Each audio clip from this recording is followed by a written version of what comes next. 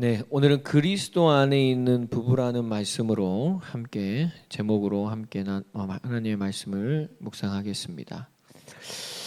지금 고린도 교회는 우리가 저번 주에 봤던 대로 내게는 모든 것이 허용된다 그렇게 얘기를 하면서 잘못된 자유를 방종을 하는 자들을 우리가 보았었습니다. 그들은 그리스도와 분리된 모습이고 또한 하나님의 영광을 가리우는 그러한 모습을 그려내고 있었죠.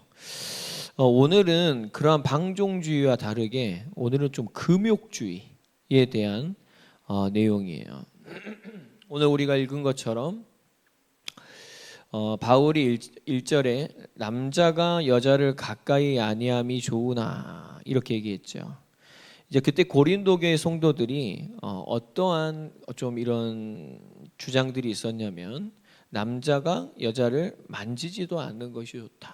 그러니까 남자가 여자와 좀 이렇게 접촉하고 또 이렇게 막 이렇게 하는 것들이 좋지 않다. 이렇게 이제 말하고 그런 분위기였던 것 같아요. 굉장히 편협된 신앙생활을 하게 되겠죠. 이러한 것만 보더라도 굉장히 그때 이제 그때 고대 시대 때는 가부장적인 문화 속에 있었다라고 우리가 생각할 수 있습니다. 그렇다면 이러한 분위기 속에서 모든 것이 허용된다라고 하는 사람이 있고 또 어떤 사람들은 남자와 여자는 다르다. 그래서 뭐 서로 이렇게 만나지도 서로 만지지도 스치지도 않는 게 좋다. 여러분 이러한 분위기가 만약에 우리 교회에 있다면 교회 분위기가 어떻겠습니까? 그리고 그러한 가정이라면 그 가정의 분위기는 어떻겠습니까? 우리가 충분히 예측을 할 수가 있죠. 여러분 한국도 지금은 많이 좋아졌지만 뭐 여전히 유교적인 문화 속에서 여자 보기를 뭐같이 하라? 돌같이 하라. 이것이 뭐 사람들이 뭐 그냥 가볍게 했던 그런 얘기들이에요. 뭐 어떻게 해서는 어떤 면에서 보면 좀 주의해라. 이거 굉장히 좋은 말일 수도 있겠지만 굉장히 좀 가부장적인 그런 문화 속에서 나오는 그러한 표현이 아닌가 그렇게 생각됩니다. 그리고 뭐 남녀 칠세 부동석, 네, 그렇죠. 여러분 옛날에 초기 우리나라 교회는 이렇게 시옷자로 기역자로 돼 있었어요. 기역자로. 그래가지고 제가 여기서 설교를 하면 이쪽에 남자만 앉아 있어요. 이쪽엔 여자만 앉아 있어요. 하고 남자와 여자가 교회 와서 서로 쳐다보지도 못했어요.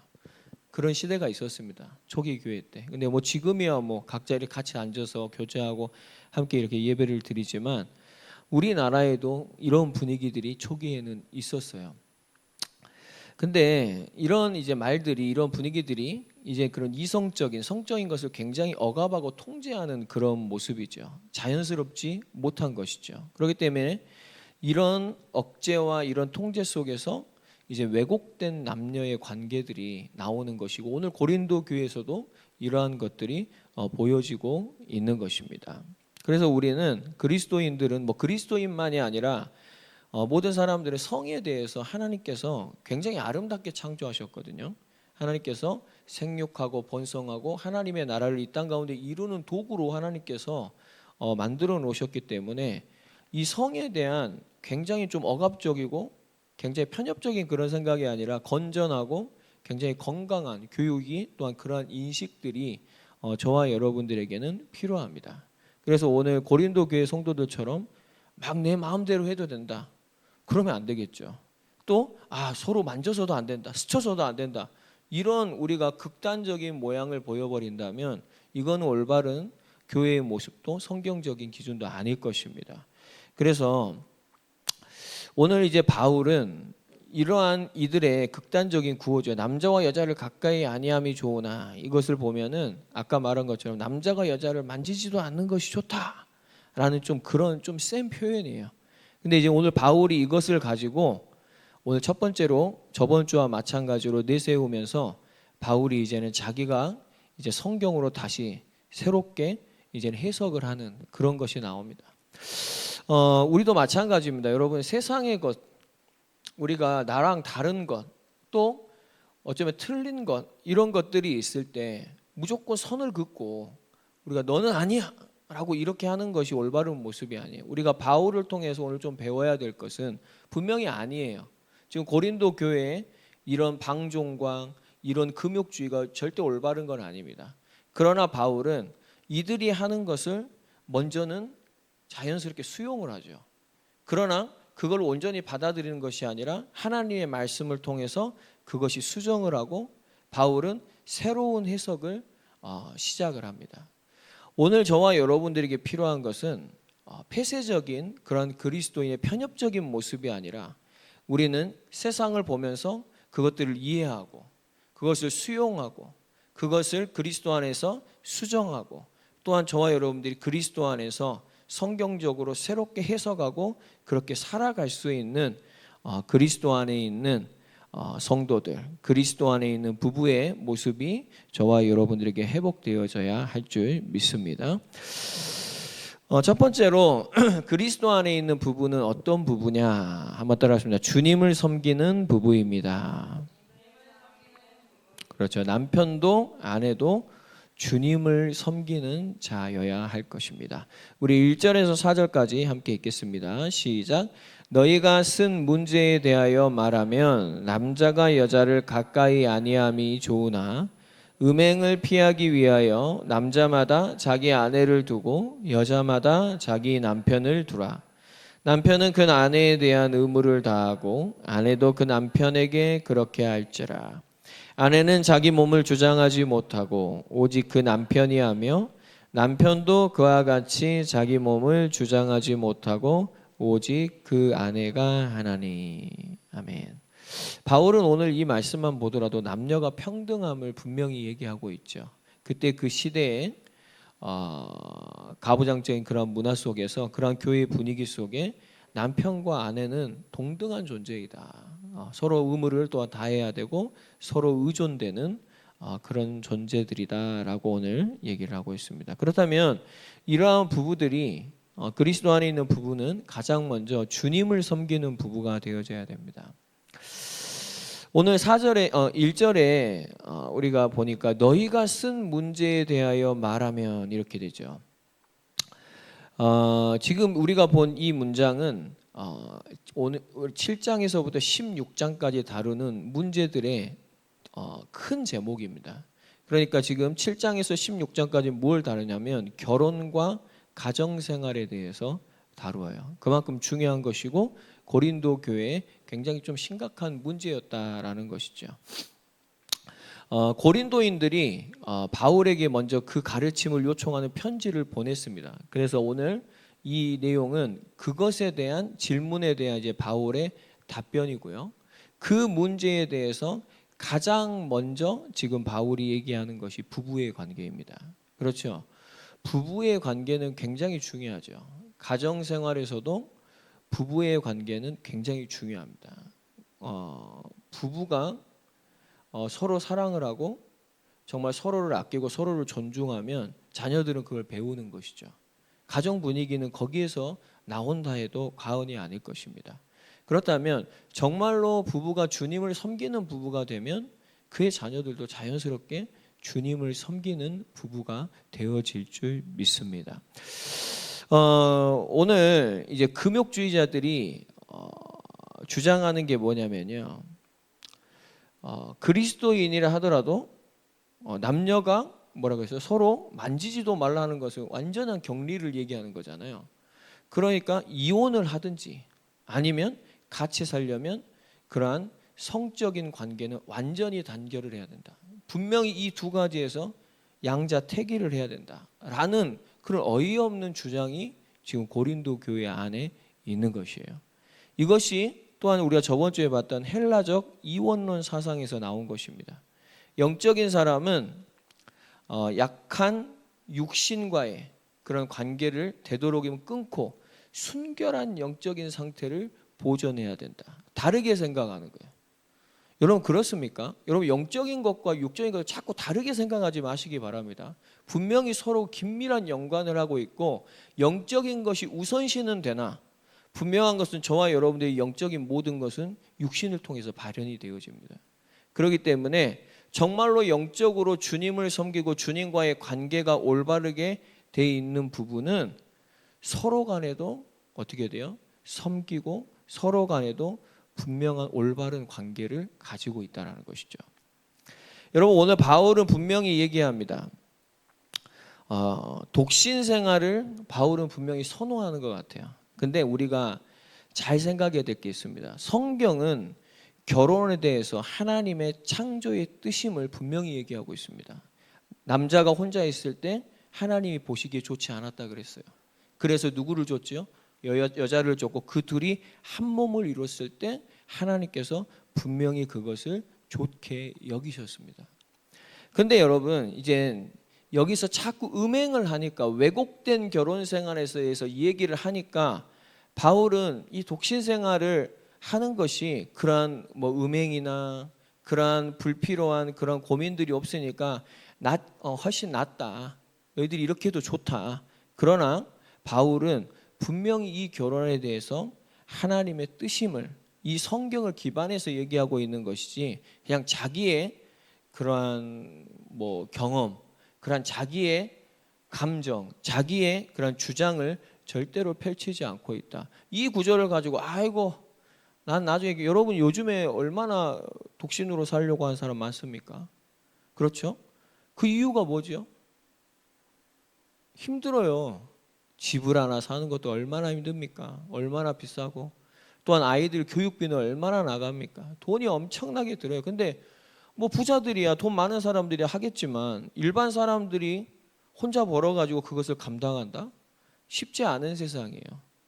그런 면 때문에 아이를 뒤로 미루고 또한 못 낳는 부부도 있지만, 그거보다는 그냥 그게 귀찮은 거예요. 그냥 내가 그냥 요로조, 그냥 나 즐겁게 살고 싶어. 그래서 결혼도, 하나님께서 말씀하신 결혼도, 또 하나님께서 말씀하신 아이도 낳지 않고 생육하고 분명히 번성하라 말씀하셨거든요. 그런데 그런 걸 하지 않고 결국에는 하나님의 말씀에 불순종하는 것이죠. 여러분, 오늘 우리는 이 말씀을 분명히 잘 받아야 됩니다. 분명히 독신으로 살면 장단점이 있어요. 네. 독신으로 살면, 오늘 바울이 이 고린도전서를 통해서 얘기하는 것이 뭐냐면 주를 위한 염려만 할 수 있다, 이거예요. 그러니까 내가 주님을 섬기는 것에만 집중할 수 있다라는 거예요. 그게 바울이 말하는 독신을 선호하는 이유입니다. 무슨 말인지 아시겠어요? 그러면 결혼을 하면 뭐냐? 바울이 얘기해요. 바울이 결혼을 하면은 세상 염려도 많아지고 또한 마음이 둘로 갈라져요. 그렇죠. 자녀를 키우려면 돈도 있어야 되고 여러 가지로 시간과 모든 것 때문에 주를 섬기는데 분명히 이 모든 것들이 갈라져 버립니다. 그런 면에서는 결혼을 안 하고 독신으로 사는 게 나한테는 굉장히 좋다.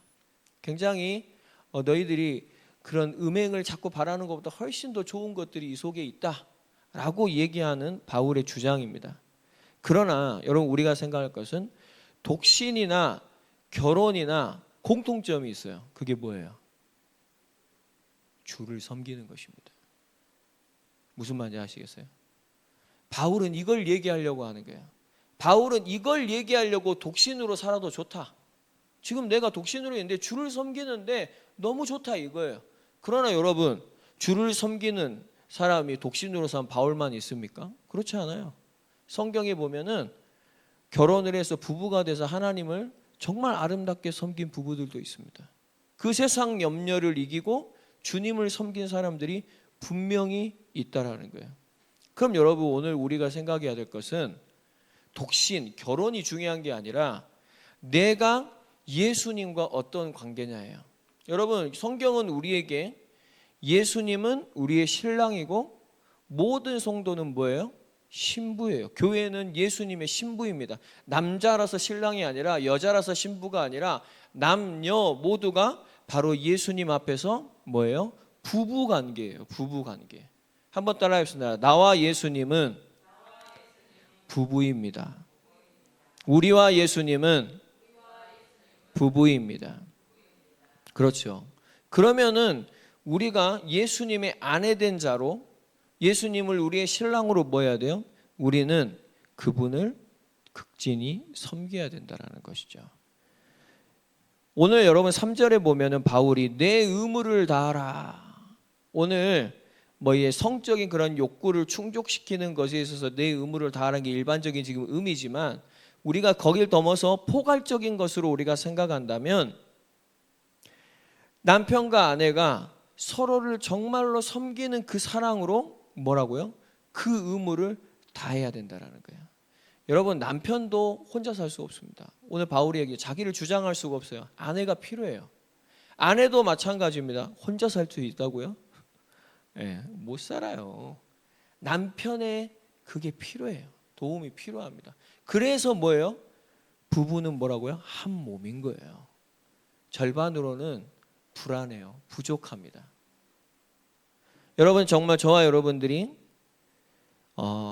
서로를 잘 섬기는 그 사랑으로 잘 섬기는 그러한 부부들이 되시기를 주님의 이름으로 축복드립니다. 그렇죠. 예수님께서 이 땅에 오신 이유가 뭐냐? 한번 다 같이 읽겠습니다. 시작. 인자가 온 것은 섬김을 받으려 함이 아니라 도리어 섬기려 하고 자기 목숨을 많은 사람의 대속물로 주려 함이니라. 아멘. 우리의 신랑 되신 예수님이 섬김을 받으려고 온 것이 아니라 섬기려고 이 땅 가운데 오셨고 우리와 결혼하신 줄 믿습니다. 그럼 여러분, 예수님이 이러한 목적으로 우리에게 다가오셨고 지금도 우리에게 이 사랑으로 함께 한다면 신부된 우리도 뭐죠? 예수님의 그 섬김을 자꾸 축복을 막 이제 받으려고 하는 그런 그리스도인이 아니라 이제는 다 받았기에 나도 예수님을 섬기고 이제는 나도 남편을, 나도 아내를 정말로 섬기는 그 사랑으로 섬기는 그러한 우리가 섬기는 부부들이 꼭 되어지시기를 주님의 이름으로 축복드립니다. 제가 이 말씀을 좀 적용을 해봤어요. 한번 앞에 다 같이 읽겠습니다. 이러면은 부부관계는 회복될 것 같아요. 같이 읽겠습니다. 시작. 부부가 되는 것은 섬김을 받으려 함이 아니라 도리어 자기 목숨을 상대방의 대속물로 주려 함이니라. 네. 여러분, 우리가 뭐 상대방의 죄를 사해주는 대속물은 아니지만 우리가 정말로 내 목숨과 내 삶을 다해서 상대방을 그리스도의 사랑으로 섬기려 하고 우리가 섬김을 받으려고 하는 그 마음을 내려놓고 섬기려 한다면 여러분, 부부의 관계가 회복되지 않을까요?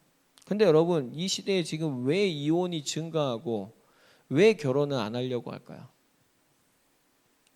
섬김을 받으려고만 하기 때문인 것이죠.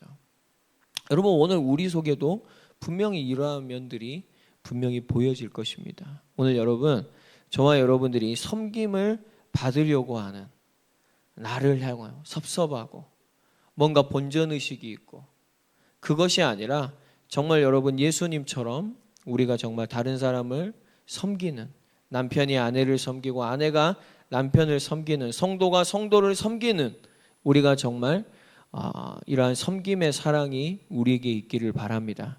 왜 섬기는 거예요?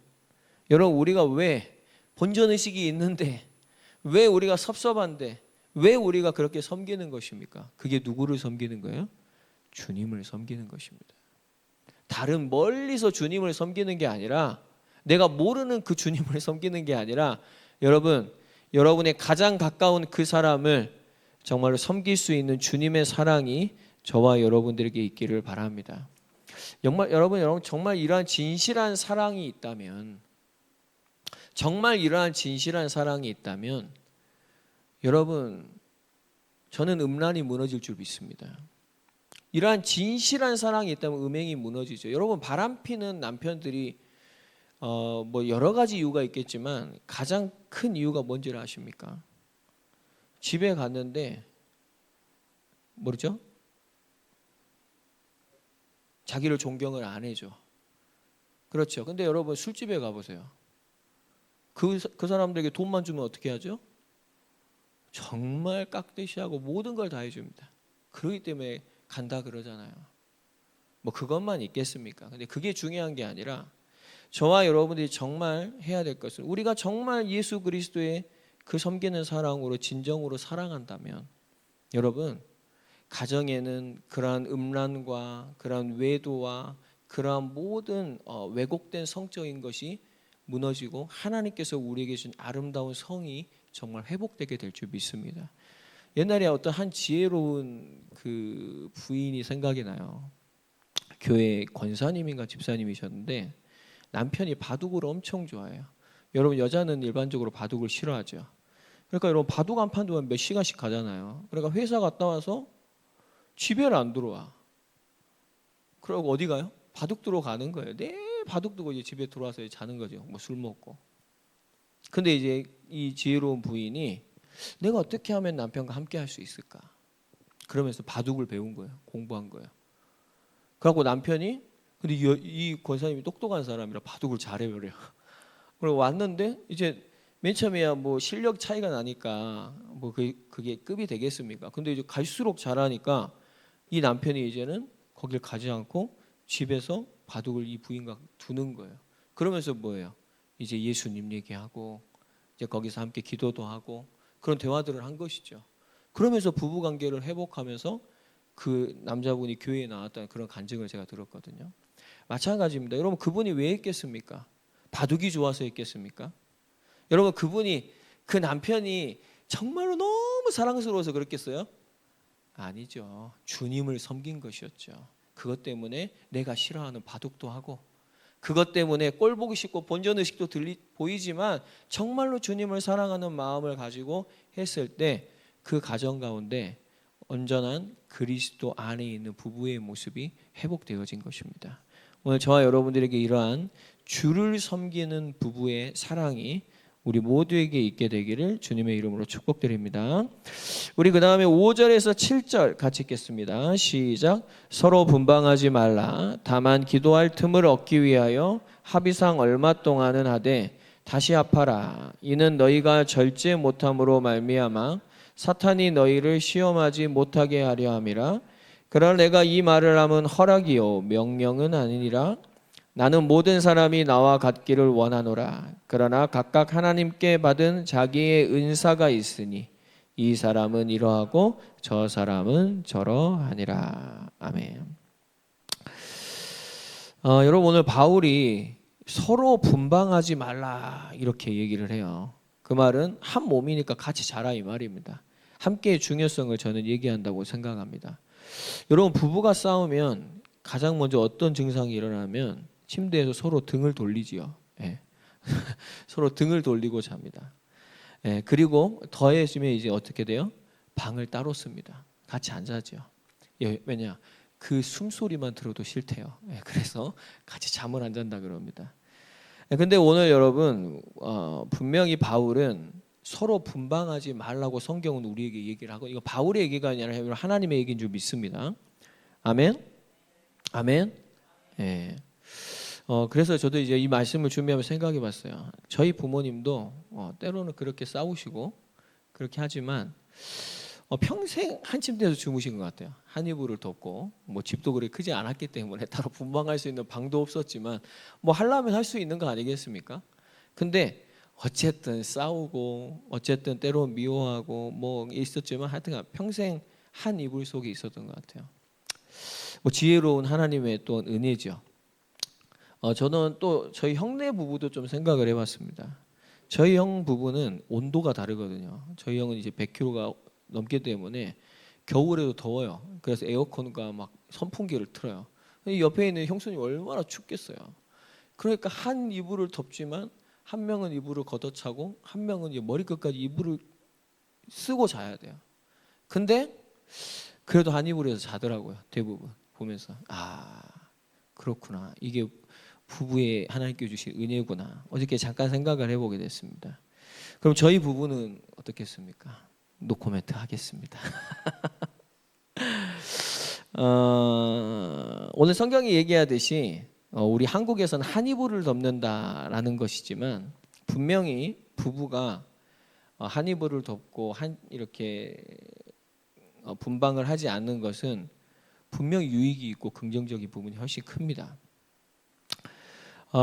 근데 오늘 바울이 이렇게 얘기하면서 예외적으로 분방을 허락하는 경우가 나와요.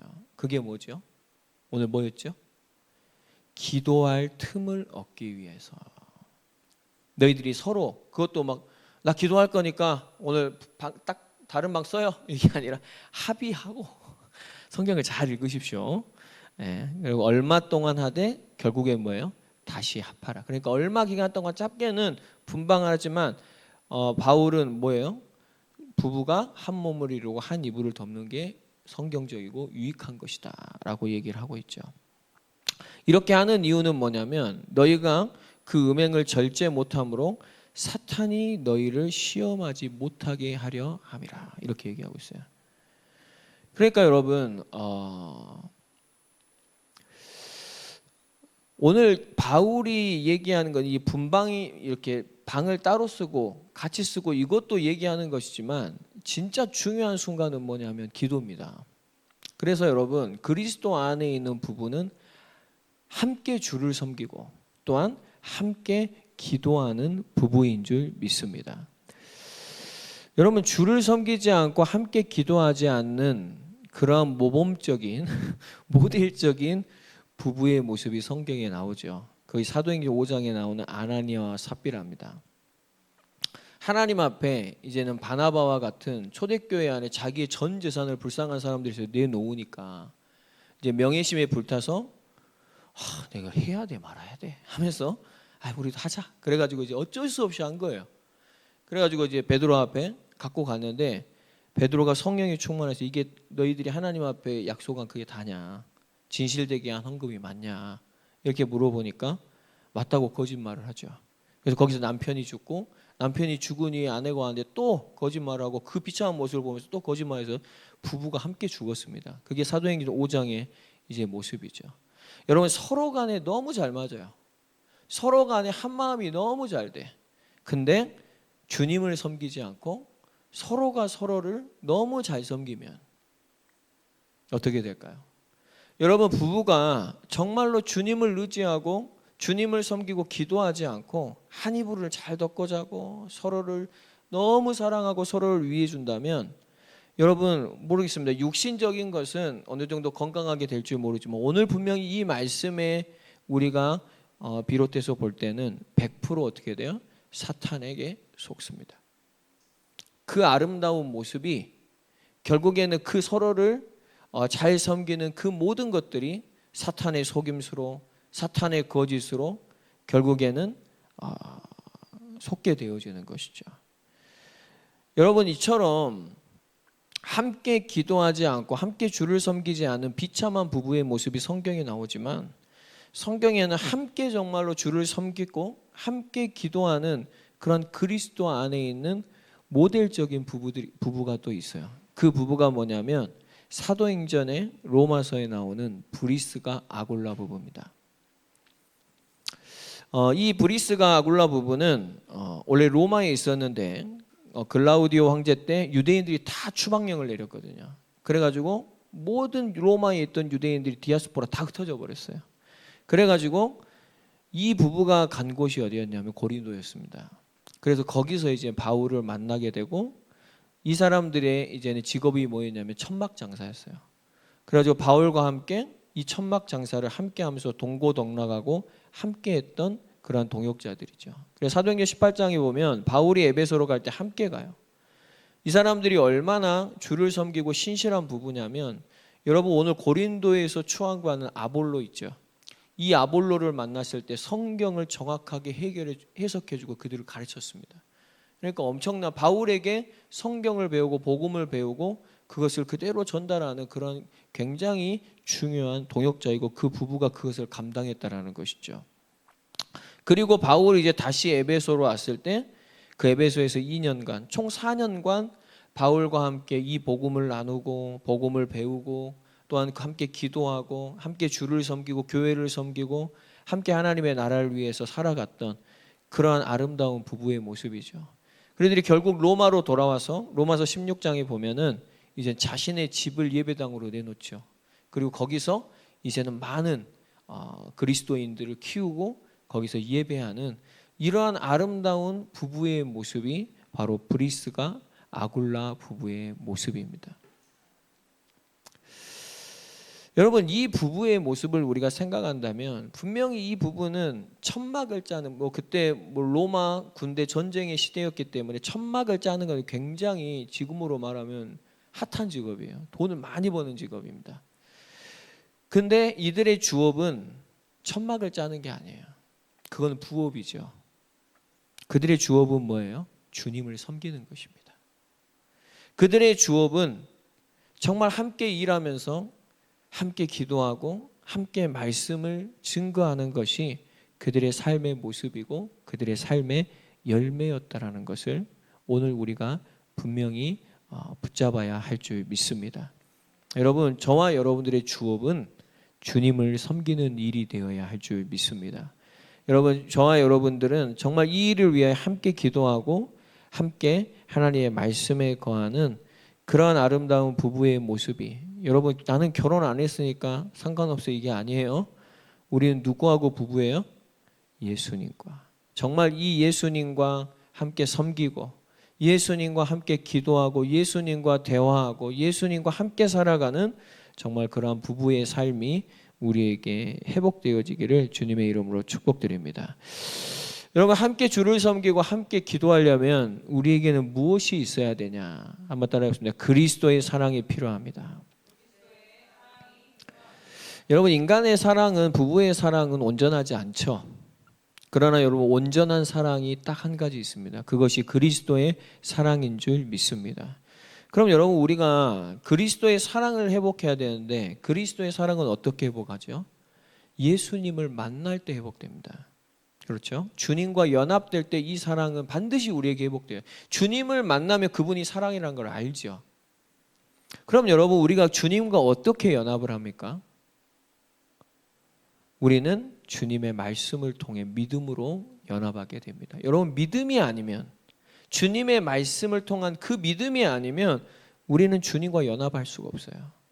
여러분, 우리가 그러면 그리스도의 사랑을 어떻게 회복합니까? 우리가 하나님의 말씀을 통해서 정말 믿음을, 온전한 믿음이 우리에게 주어지고 하나님의 말씀에 순종할 때 우리는 그의 사랑을 온전하게 회복하게 될 줄 믿습니다. 우리가 이 사랑이 있어야만 오늘 말씀드린 것처럼 주님을 섬기는 부부의 모습이 회복되고, 우리가 이 사랑이 있어야만 오늘 주님이 말씀하신 대로 함께 기도하는 이러한 순종의 삶이 우리 가운데 회복되어지는 것이죠. 그래서 오늘 우리는 이 사랑을 회복해야 돼요. 여러분, 예수님은 지금 우리의 곁에서 끊임없이 말씀하고 계십니다. 믿으십니까? 예. 저도 이번 수련회 때 많은 은혜를 받았는데, 이번 수련회 때 1강, 2강을 통해서 마르다에 대해서 얘기를 했죠. 그러면서 예수님이 자신은 무엇이라 말씀하셨죠? 나는 부활이요 생명이다. 이걸 마르다에게 옆에서 끊임없이 얘기하신 거예요. 여러분, 두 번째는 도마였습니다. 의심하고 근심하는 도마. 그 도마에게 뭐라고 말씀하신다고요? 내가 곧 길이다, 진리다, 생명이다. 여러분, 이 의심 많고 근심 많은 도마가 바로 우리죠. 여러분, 이 마르다가 우리죠. 예수님은요, 우리의 삶에서 어느 곳에 우리가 있든지 어떤 상황 가운데 있든지 우리가 무덤과 같은 죽음의 자리에, 포기의, 절망의 자리에 있어도 예수님은 끊임없이 우리 옆에서 뭐라 그러신다고요? 나는 부활이요 생명이다. 주님, 내가 미래 어떻게 해야 됩니까? 내가 어떤 길을 가야 됩니까? 우리 자녀는 어떻게 해야 됩니까? 내 길을 모르고 내 미래의 두려움 속에서 근심하고 의심할 때 예수님은 끊임없이 뭐라고요? 내가 곧 길이다, 내가 진리다, 내가 생명이다 라고 주님 앞에 나오라고 우리를 초청하고 계시는 줄 믿습니다. 여러분, 우리가 마르다를 요한복음 11장에서 우리가 그 본문에서 봤어요. 마르다의 연약한 믿음. 나사로가 죽었습니다. 얼마나 절망적이겠습니까? 우리가 아시다시피 이 마르다는 예수님을 위해 섬기는 일이라면 정말 열심히 주를 섬기는 그런 아름다운 여인이에요. 온 동네에 이 마르다와 마리아의 이 주님을 섬기는 이 헌신과 이 믿음은 유명했습니다. 그래서 많은 유대인들이 나사로의 장례식에 왔었죠.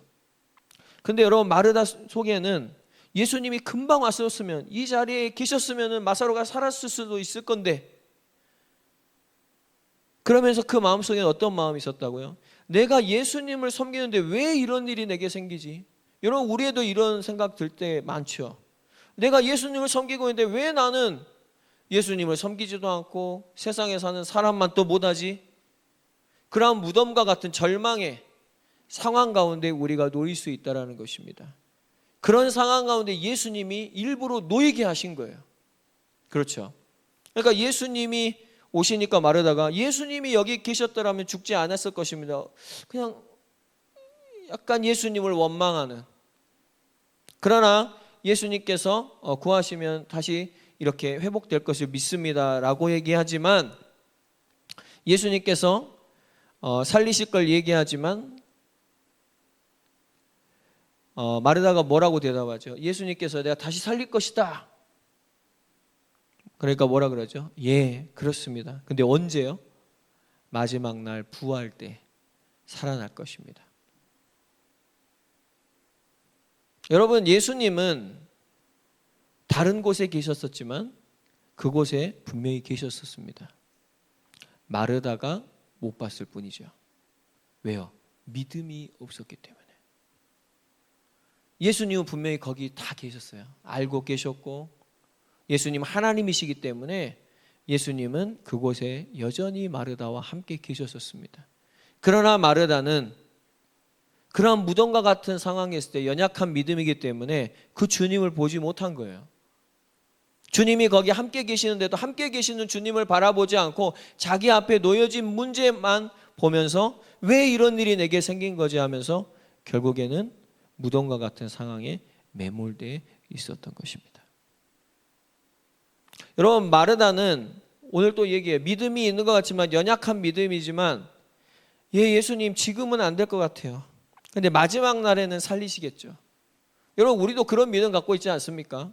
지금 여러분 죽어 있는데 예수님이 다시 살리시겠다면 누가 여기서 믿습니다 주님, 아니죠.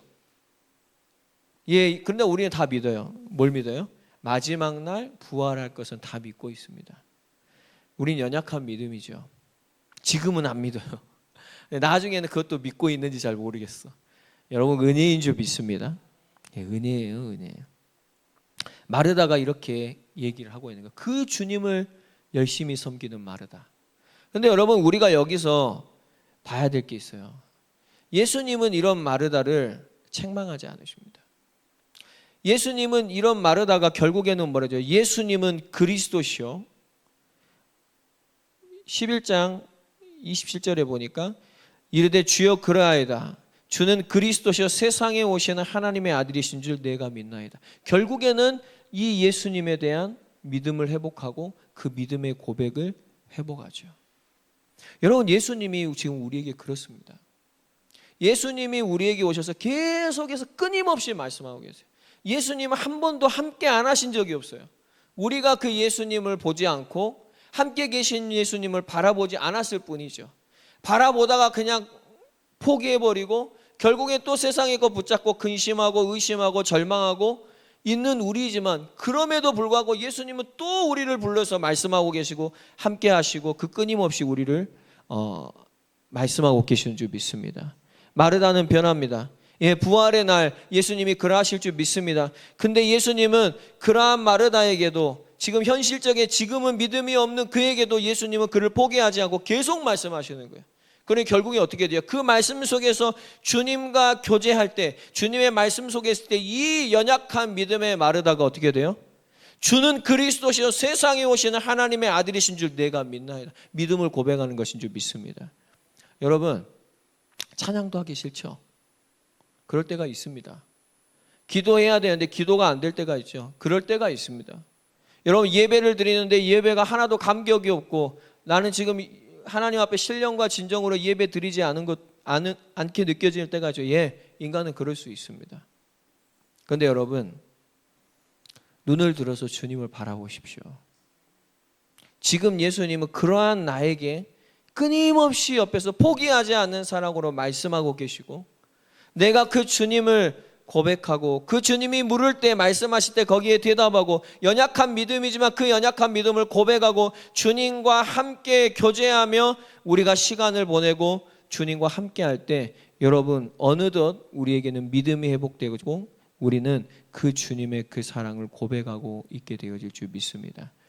저는 이번 수련회 가면서 주님 처음 사랑을 회복하게 해주십시오 라는 저한테 기도 제목이 있었어요.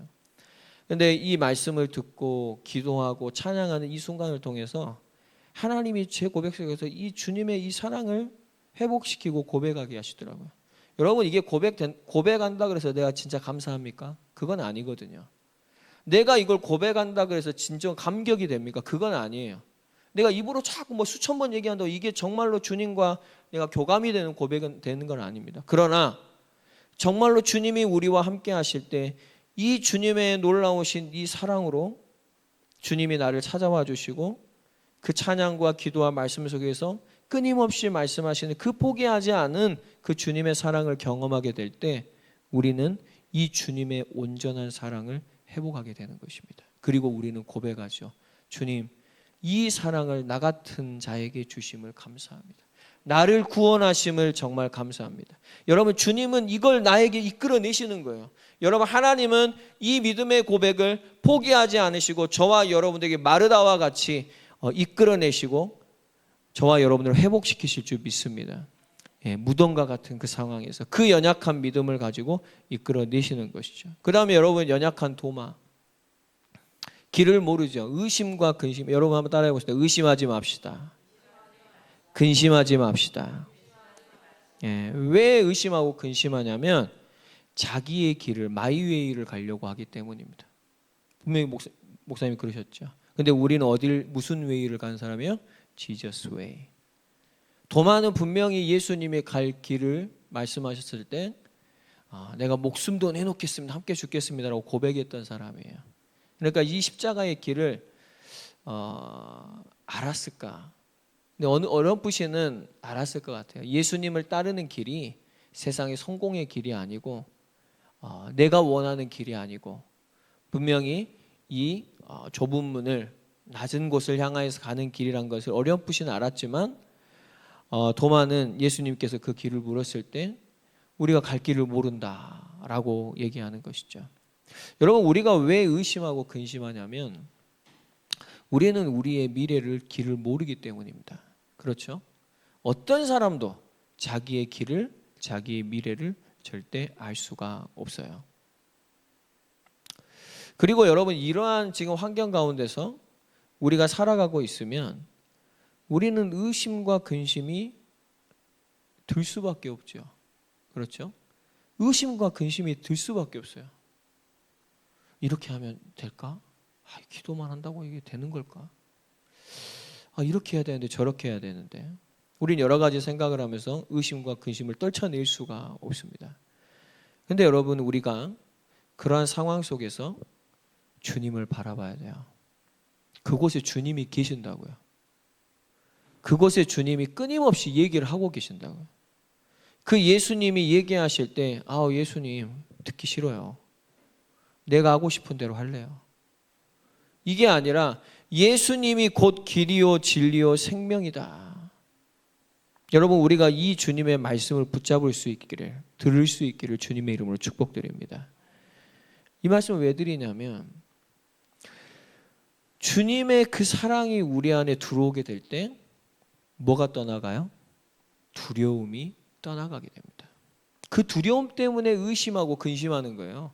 그 의심과 근심은 어디에 속해 있냐면 믿음이 아니죠. 뭐죠? 두려움입니다. 내 미래에 대한, 내 길에 대한. 근데 그 두려움이 언제 사라진다고요? 내 일이 잘 될 때 그게 아니에요. 또 다른 두려움이 옵니다. 그게 아니라 그 사랑이, 온전한 사랑이 내 안에 거할 때, 예수님이 내 안에 거할 때 우리는 온전한 사랑으로 두려움이 내쫓아지는 거예요. 여러분, 이 사실을 믿으시기 바랍니다. 요한일서 4장 18절을 다 같이 읽습니다. 시작. 사랑 안에 두려움이 없고 온전한 사랑이 두려움을 내쫓나니 두려움에는 형벌이 있음이라. 두려워하는 자는 사랑 안에서 온전히 이루지 못하였느니라. 아멘. 그러니까 우리가 두려워하는 이유는 주님의 사랑 안에 거하고 있지 않다라는 것이죠. 그럼 두려움의 이 신호는, 이 사인은 우리에게 뭐하라는 신호죠? 주님의 사랑 안에 거하라는 기도의 신호이고, 주의 말씀 안에 거해서 주의 그 말씀을 듣고 주님과 교제하고 주님께 더 가까이 나아가는 믿음의 신호인 줄 믿습니다. 여러분, 우리가 죄인 됐을 때 우리를 먼저 사랑하신 그 사랑, 그 사랑은 온전한 사랑이고 우리를 포기하지 않는 사랑이고 끝이 없는, 정말 우리는 끝이라고 생각한, 우리는 우리 자신을 포기하는 그런 상황에 놓일 때도 있지만 예수님은 우리를 절대 포기하지 않고 끝없이 저와 여러분들을 사랑하시고 저와 여러분에게 이 믿음의 고백을 이끌어내실 줄 믿습니다. 여러분, 결국 도마가 뭐라 그럽니까? 너무나 유명한 고백이죠. 제가 기록을 안 했네요. 요한복음 20장 28절에 보면 도마가 대답하여 이르되 나의 주님이시요 나의 하나님이시니이다. 바울이 정말 주님을 통해서 손과 발을 만져보고 연약한 믿음이지만 길을 모른다 하고 두려움과 의심과 근심이 많은 도마였지만 주님이 그를 포기하지 않고 그를 만나주고 끊임없이 그에게 말씀하시고 그 말씀에 귀를 기울이고 주님과 함께하는 그 시간을 보냈을 때 결국에는 무엇이 이끌어내요? 하나님께서 당신은 나의 주님이시여 나의 하나님이시니이다. 이 도마의 믿음의 고백을, 이 믿음을 예수님께서 이끌어내신 줄 믿습니다. 여러분, 예수님은 지금 저와 여러분들에게 왜 나를 무덤과 같은, 나사로와 같은, 마르다와 같은 절망적인 상황에 놓으셨을까요? 여러분, 저와 여러분들에게 이 도마와 같이 주님 우리의 모든 삶을 다 보여줘 버리고 다 나한테 가르쳐줘 버리면 좋을 텐데 왜 우리의 이러한 두려움과 근심과 의심할 수밖에 없는 이러한 상황 가운데 우리의 삶이 있고 우리를 두셨을까요? 그것은 우리가 정말 그 속에서 주님을 찾고 정말 그 끊임없이 말씀하시고 포기하지 않은 그 온전한 사랑으로 저와 여러분들을 회복시키시고 우리의 입에서, 우리의 영혼에서 진정으로 예수님은 그리스도이시오 나의 주님이시오 나의 하나님이심을 고백하고 찬양하도록 주님은 저와 여러분들의 삶을 지금 그렇게 인도하고 계시는 줄 믿습니다. 여러분, 도마의 남은 인생 아시죠? 도마는 가장 먼저 순교했습니다. 그런 도마가 인도에 가서 여러 교회를 세우고 순교를 했고 자기 몸으로 하나님께 영광을 돌리는, 하나님께서 그의 인생을 계획하셨던 그 하나님의 구원의 계획을 그에게 이끌어내신 것이죠. 여러분, 우리의 삶은 우리가 완성하는 것이 아닙니다. 우리의 삶은 내가 생각한 대로, 내가 그린 대로 되는 게 아니에요. 여러분, 우리의 삶은 이 예수님께서 인도하시고 이끌어내시고 우리의 삶 속에 있는 그 하나님의 계획을 바로 예수님께서 그 온전한 사랑으로 성취하실 줄 믿습니다. 그래서 여러분, 우리는 이 예수님을 믿는 거예요. 저는 이번에도 이 수련회를 통하여서 정말 결국에는 주님께서 오늘 이 시간 나에게 믿음의 고백을 또 이끌어내셨고 사랑을 회복해 내셨고 또한 주님께서 나를 부르신 그 부르심의 목적과 계획대로 주님이 이루어 가실 것을, 주님이 그렇게 이끌어 가실 것을 다시 한번 확신하고 다시 한번 믿음을 회복하는 그런 시간이 되었습니다. 여러분, 저와 여러분들에겐 주님이 필요합니다. 주님은 지금 저와 여러분들의 각자의 처소에 지금 오셔서 끊임없이 말씀하고 계세요. 내가 부활이요 생명이야. 너 그 상황에서 괜찮아. 내가 부활이요 생명이라니까. 너를 어떻게 할 수가 없어. 내가 너의 생명의 주관자고 내가 부활이야. 할렐루야. 여러분, 우리가 의심 많고 주님 나는 어디로 가야 되죠? 나는 혼자 주님 도태되어 있는 것 같고 나는 정지되어져 있는 것 같고 내 삶 아무 무명. 여러분, 주님은 거기서 뭐라고 말씀하시는? 내가 길이요 진리요 생명이다라고 나에게 말씀을 하고 계신다고요. 여러분, 그 주님과 우리가 함께할 때, 그 사랑을 회복할 때 우리 입에서, 우리의 생각에서, 우리의 전 존재에서 무엇이 고백되냐면 믿음이 고백되어지고 주님의 그 존재가 고백되어지고 우리에게는 삶의 회복이 일어나게 될 줄 믿습니다. 여러분, 그리스도 안에 있는 아름다운 부분은 어떻게 회복될까요? 이 믿음이 회복될 때 우리는 주를 섬기는 부부요, 우리는 함께 기도하는 부부요, 그리스도의 사랑을 가진 그것을 실천하는 그런 아름다운 그리스도 안에 있는 부부로 살아가게 되어질 줄 믿습니다. 여러분 한 주간 승리하시기를 바랍니다.